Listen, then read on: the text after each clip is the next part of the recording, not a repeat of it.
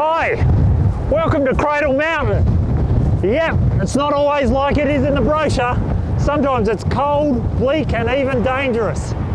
Outside of twisting an ankle or getting lost, the biggest risk to you in these mountains is hypothermia.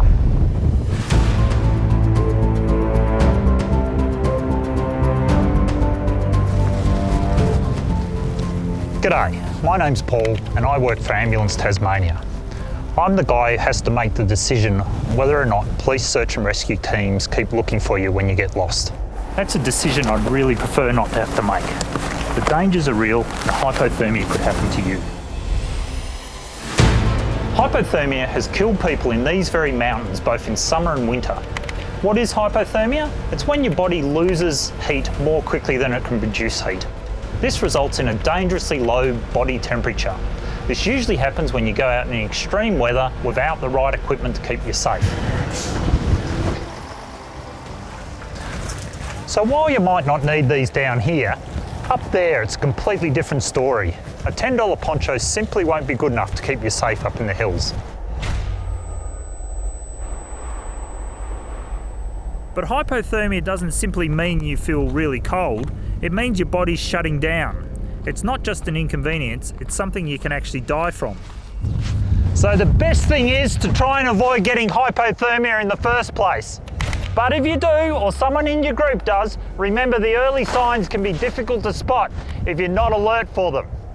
When your body temperature drops below 37 degrees Celsius, things start to shut down. First you'll start shivering. Below 35 though, you'll lose feeling in your fingers, you'll have trouble speaking, and you'll have trouble with your balance coordination.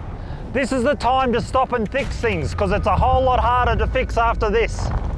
Below 32, hypothermia becomes more severe. You won't be able to think clearly, your shivering will stop, and you may even start to remove clothing. Below 28, you're in serious trouble. You'll collapse, your breathing will be shallow, your pulse weak, your muscles rigid, your skin pale, and you'll lapse in and out of consciousness.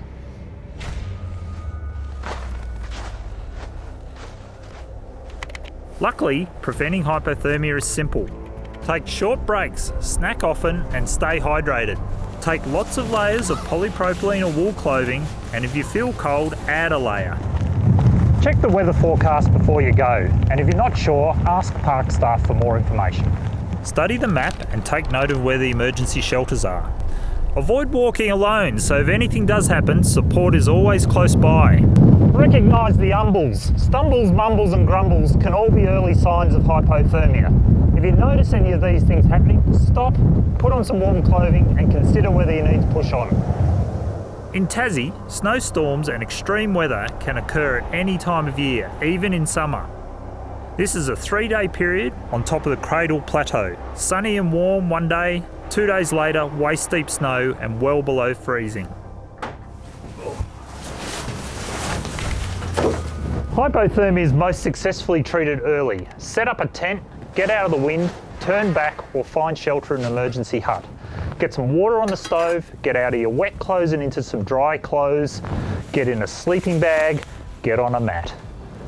Try and call for help via 000 or activate your EPIRB, but remember rescue services may take more than 24 hours to get to you in bad weather.